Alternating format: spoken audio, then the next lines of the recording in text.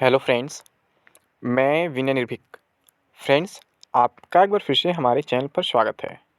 तो फ्रेंड्स, जो बोला वही हुआ। जी हाँ फ्रेंड्स, बिल्कुल एक बार फिर से हमेशा की तरह जो बोला वही हुआ। मैं आप लोग से लगातार कह रहा था, आप लोग 4 मार्च के अफ़वाह के चक्कर में ना पड़ें। रेलवे ने कहीं भी ऐसा कभी भी नहीं कहा है कि 4 मार्च को कोई नोटिस जारी करेगा रेलवे, यानी कि कोई फ़ैसला वगैरह आएगा या कुछ होगा। ना ही किसी इंटरव्यू में ये बात कहा गया था, ना ही किसी ऑफ़िशियल नोटिस में ये बात कहा गया था। बट आप लोग गुमराह हो चुके थे। बहुत से क्या मैक्सिमम 90% ऑलमोस्ट कह सकते हैं 4 मार्च को एकदम हौवा बना दिए थे कि 4 मार्च को कुछ ना कुछ ऑफिशियल नोटिस आ जाएगा, ये हो जाएगा, वो हो जाएगा। और आप लोग 4 मार्च को लगातार ऑफिशियल साइट्स दिन रात चेक करते रह गए, कहीं कुछ नहीं मिला। ठीक, फिर आज सुबह अचानक मुझे पता चला कि आज गोरखपुर में रेलवे चेयरमैन आने वाले हैं, विनय कुमार त्रिपाठी जी। तो मैं बोला था कि आप लोग का जो कन्फ्यूज़न है, मैं आज पूरी तरह से दूर करने का प्रयास करूँगा, अगर उनसे मुलाकात हो जाती है तो।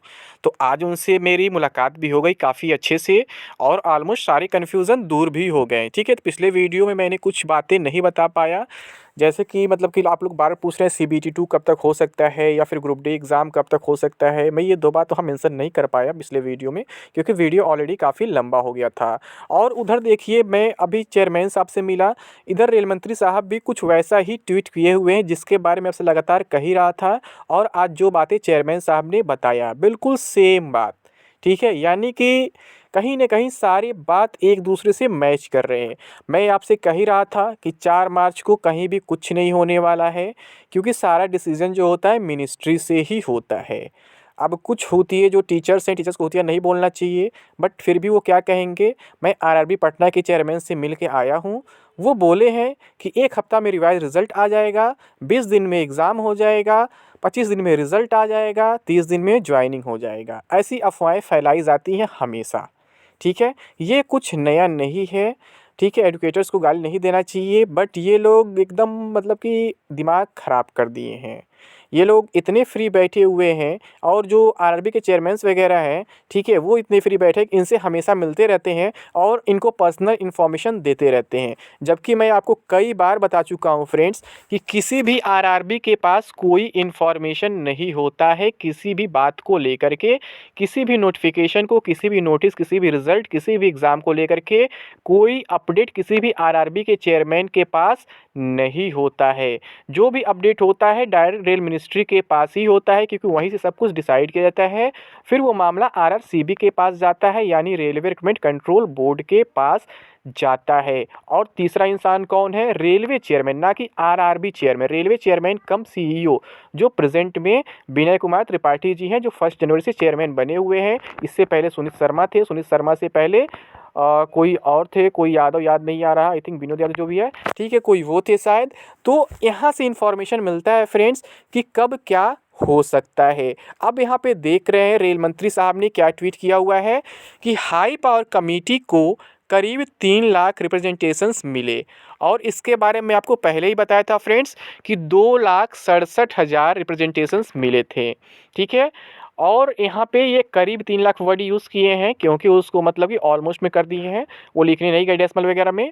कमेटी ने इनका विश्लेषण कर लिया है। इसके बारे में आपको पहले भी बताया था कि कमेटी जो है अपना रिपोर्ट संडे को ही सौंप दी थी, यानी कि 27 फरवरी को। तो यहाँ पे लिखा हुआ है कुछ ही दिनों में आरआरबी समाधान नोटिफाई कर देगा। कुछ ही दिनों का मतलब आप समझ सकते हैं, ये ओपनली नहीं बोलने वाले हैं, क्योंकि अभी इलेक्शन चल रहा है, एक फेज बचा हुआ है। आज इनका जो प्रचार प्रसार है वो ख़त्म हो गया। अब ये कल दिल्ली लौट सकते हैं, अगर इन्हें कोई एक्स्ट्रा काम नहीं होता है तो।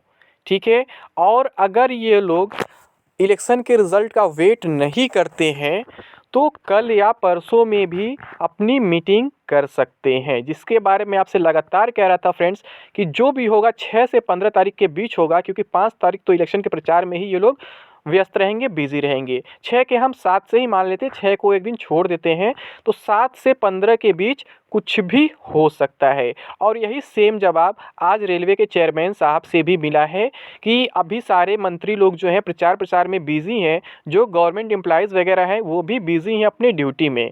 तो मतलब कि मैक्सिमम चांसेस यही है कि जो भी होगा 15 तारीख तक, यानी वो 10 दिन बोले, 15 वर्ड नहीं यूज़ किए हैं, वो बोले 10 दिन के अंदर जो है आपको कोई ना कोई अपडेट मिल जाएगा ऑफ़िशियली, ठीक है।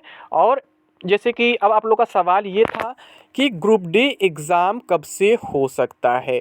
तो फ्रेंड्स, जब मैं बताया कि चेयरमैन साहब ने खुद बोला है कि अभी तो जो मामला है एनएससीआईटी वाला ही सही से कंफर्म नहीं हो पाया है, क्योंकि कुछ जो बिकाऊ टीचर है एनएससीआईटी के सपोर्ट में बात कर दिए थे पटना में कमेटी से, जिससे उनके ऊपर थोड़ा इफ़ेक्ट पड़ा है।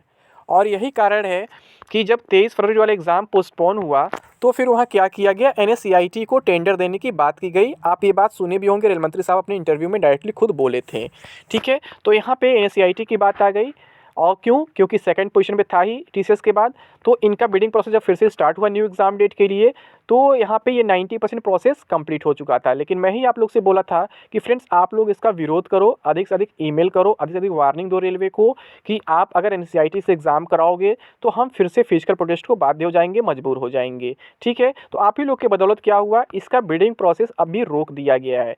यानी कि अभी जो है ये 100% कन्फर्म नहीं हो पाया है कि एनएसईआरटी ही एग्ज़ाम कराएगा कि अदर कोई नई एजेंसी एग्ज़ाम कराएगी या फिर टीसीएस कराएगी। अगर टीसीएस के बारे में बात करें फ्रेंड्स, तो टीसीएस तो इस साल कहीं से फ्री नहीं दिख रही ग्रुप डी एग्ज़ाम कराने के लिए। और हाँ, आप लोग सीबीटी 2 पूछ रहे एनटीपीसी वाला, क्या वो टीसीएस कराएगा कि नहीं कराएगा? तो फ्रेंड्स, वो तो कन्फर्म वो टीसीएस कराएगा, क्योंकि वो 5 से 10 दिन का एग्ज़ाम है, वो टीसीएस कहीं भी एडजस्ट कर लेगा। टीसीएस ने उस एग्ज़ाम को कराने से मना नहीं किया है, बस ग्रुप डी एग्ज़ाम को कराने से मना किया था, क्योंकि ग्रुप डी एग्ज़ाम में कम से कम 2 से ढाई महीने का समय लगता, जो टीसीएस के पास नहीं है। और टीसीएस की गलती भी नहीं है, रेलवे ने इस एग्ज़ाम को टाला है, ठीक है। तो टीसीएस को जो बिल्डिंग का पैसा था वो तो मिल चुका था। अब आगे क्या होगा, रेलवे कभी टीसीएस को हायर करता नहीं करता है, ये रेलवे का मामला है और टीसीएस का मामला हम नहीं जानते हैं। बट इसमें रेलवे का नुकसान हुआ है, टीसीएस का नुकसान नहीं हुआ है। तो सीबीटी 2 को लेकर के परेशान होने की ज़रूरत नहीं है, वो टीसीएस ही कराएगा। हाँ, आप लोग सीबीटी 2 एग्ज़ाम डेट भी पूछ रहे थे। तो फ्रेंड्स, जैसा कि आप लोग जान रहे हैं, सब कुछ डिपेंड करता है कमेटी रिपोर्ट पर। उसके बाद सारा प्रोसेस फिर से जीरो से स्टार्ट होगा, जिसके बारे में पहले से ही बता रहा हूँ। तो कमेटी रिपोर्ट, अब मैं बोल ही रहा हूँ शुरू से कि आप मैक्सिमम 15 तारीख तक वेट करिए, ठीक है। 15 तारीख तक कुछ ना कुछ आपको ऑफिशियल अपडेट मिल जाएगा। अब जब कमेटी रिपोर्ट आ जाएगी तो उसके बाद रिजल्ट भी रिवाइज होने की मैक्सिमम पॉसिबिलिटी है, जिसके बारे में शुरू से कह ही रहा था।